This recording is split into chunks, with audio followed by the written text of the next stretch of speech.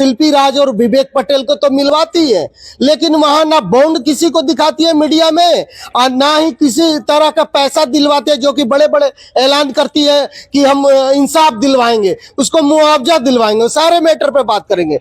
Ma'am, बहुत सारे लोग ये कमेंट कर रहे हैं हमारे वीडियो में भी कि शिल्पी राज को तो आप बुलवाई, सब कुछ करवाई, लेकिन वहां पे कुछ दिखाई नहीं, आप ना उसको मुआवजा दिलाई। एक बात बताइए, क्या हमें उन लोगों को जस्टिफिकेशन देने की जरूरत है जिनकी खुद की कोई औकात नहीं है, जिसको कोई काम नहीं रहता है, वो नेगेटिव बोलता है? और रह गई बात शिल्पी राज और विवेक पटेल को, तो वो जनता जाके विवेक पटेल से पूछे या शिल्पी राज से पूछे कि उन लोग का न्यायिक काम हुआ है कि नहीं हुआ है। हमने विवेक पटेल को 2 दिन पहले भी फोन किया था कि बाबू तेरे लिए जो हुआ वो अच्छा हुआ, तू एक बार थैंक्स वीडियो बना के भेज दे ताकि ये जो ट्रोलिंग हो रही है वो बंद हो जाए। हाँ, उसने नहीं भेजा तो मतलब वो अभी भी माइंड गेम कर रहा है, तो हम बॉन्डवा दिखा देंगे, इज्जत चला जाएगा फिर उसका, फिर बॉन्ड नहीं दिखा देंगे बॉन्ड। मतलब हमें लोग मजबूर कर देता है कि हम गुप्त चीजों को सड़क पे लेके आ जाए। हम तो बस यही चाहेंगे कि वहाँ रहें, काम करें बस। अगर नहीं रहती है तो अब नहीं रहती है तो अब दीदी देखे कैसे न्याय कराती है। तो यहाँ तो दुनिया इतनी खराब हो गई है कि क्या आदमी होम करने में, दोनों से पूछिए कि क्या दोनों में किसी ने भी हमें 1100 रुपया मेरा रजिस्ट्रेशन भी दिया है क्या, या हमने लिया है क्या?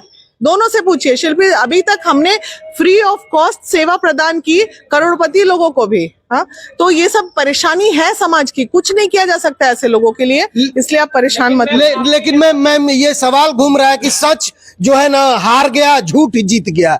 और मुआवजा का जो बात हुआ वो नहीं दिलवाई, बंद कमरे में आपने मीटिंग किया, क्या कुछ हुआ? विवेक ने जो साक्ष्य नहीं दिया तुम्हारी शादी का कुछ भी, जिसपे शादी विवाह के बाद फोटो फाटो लगा के माफी भी मांगा है।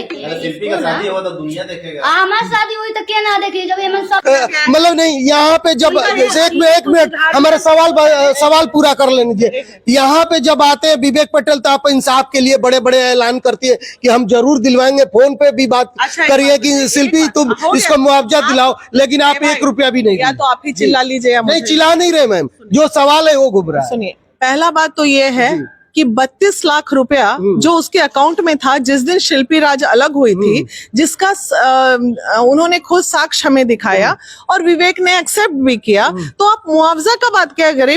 मतलब क्या पीड़िता है जिसको सरकार से मुआवजा चाहिए? यहाँ तक लॉकडाउन में यहाँ से 210 किलोमीटर घर है, लॉकडाउन में साधन नहीं चलता था, उस समय बाइक से ही घर लेके जाते थे पटना से। वो बात नहीं ना है, मुआवजा क्या होता है इसमें भाई? उसके बाद शादी दोनों में हुई नहीं थी। हम काउंसलिंग करते हैं, हम गुंडागर्दी नहीं करते हैं। बताइए, आपने शादी किया था उससे? हाँ बिल्कुल। कहाँ किया था शादी? मंदिर में किया। हमको कानून को साक्ष्य चाहिए तो हमें भी साक्ष्य चाहिए, शादी तो हुआ ही नहीं था। लेकिन आपके पास आते हैं तो यहाँ बताते हैं कि मतलब कि शादीशुदा है, शादी की है, रखे हैं, हमको जान का खतरा है, सारे चीज मैटर बताते हैं। वो डराना चाहेंगे बस। कौन लोग डराना चाहेंगे? खोल के बोलिए। कौन? वही विजय चौहान, अभय पांडे, और कौन? इन लोगों से डर है आपको? जी।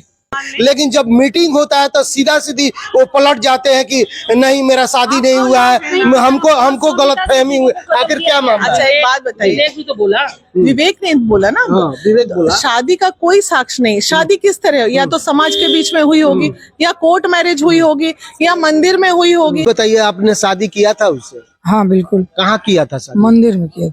कहीं का कोई साक्ष्य नहीं पाएंगे तो हम तमाम महिलाएं काउंसलिंग में किस आधार पे करें? लेकिन उनके गांव के लोग जो है न्यूज में बहुत सारे कि भाई चराती शादी हुआ है, साथ में रहते थे, साथ में आना जाना, रहना, खाना, काम करना सब साथ में चलता था, तो ये तो चलेगा ही ना। तो इसमें गलत क्या था ये बताइए ना। अब रही बात जीवन में, वो आगे बढ़ गई।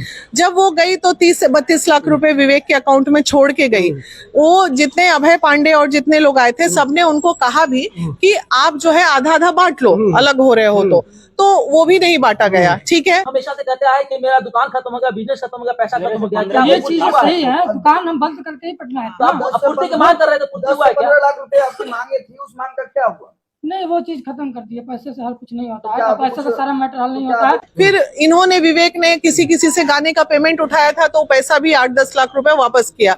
उसके बाद भी उसके पास 20 लाख रुपए बचे हुए थे, तो भी हमने पूछा बेटा तू 20 लाख का क्या किया? तो केस लड़ने में खत्म कर लिया। मतलब तेरे जीवन में बेवकूफी करने के लिए तू पैदा क्या करेगा इंसान ऐसे। और अभी भी वो खुशी है, नाराज नहीं है, बात पर्दे में रहने दीजिए। अगर चीजें देखिए, किसी भी लड़का हो या लड़की, किसी की भी इज्जत जाना अच्छी बात नहीं है।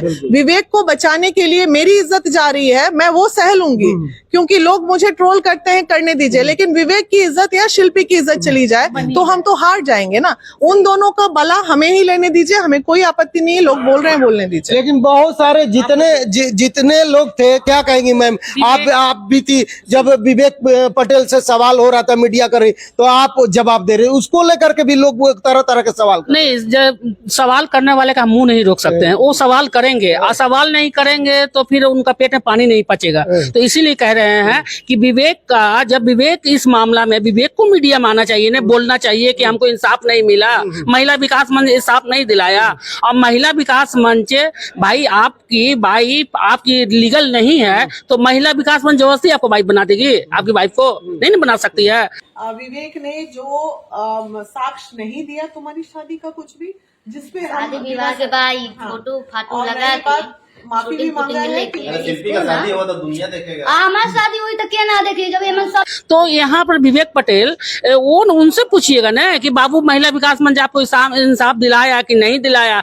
बंद कमरे में अगर किसी का सलट देना ये गुनाह है? नहीं, इतना कुछ हो गया तो बहुत सारे लोग का ये कहना है, जनता के कहना कि सामने, मीडिया के सामने जो कुछ होता तो लोगों का मैं कहना, लोगों का मैं कहना, एक सेकंड, लोगों का काम कहना है, वो कहते रहेंगे, नहीं कहेंगे तो फिर ये उनको टीआरपी कहाँ से मिलेगा?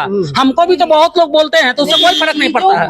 दोनों के बीच में जिस तरह से शीत युद्ध चल रहा था, एक्चुअली जो उनका सोशल मीडिया पे था, विवेक इतना आके बोल दिया, हर व्यक्ति से उसने अनुरोध किया कि इनका सोशल मीडिया पे जो भी गलत चीजें वो हटा दें। कैसे किया आपको पता है? इसके पीछे पूरे दिन की काउंसलिंग हुई, उसे भी बताया गया था तुम्हारा करियर शुरू हुआ है, अभी तुम अपने करियर पे ध्यान दो। दोनों का रास्ता अलग किया गया। इसके पीछे किस तरह से महिला विकास मंच ने की, ये तो हम आपको डिफाइन नहीं कर पाएंगे, लेकिन हमारा रिजल्ट ये है कि हमने दोनों के बीच में सौम्यता बना दिया। बहुत अच्छा रिलेशन, जो दोनों दो रास्ते पे अपने अपने करियर पे ध्यान देंगे, बॉन्ड सामने ले आएंगे तो शायद आपके भी धरती तले जमीन खिसक जाएगा।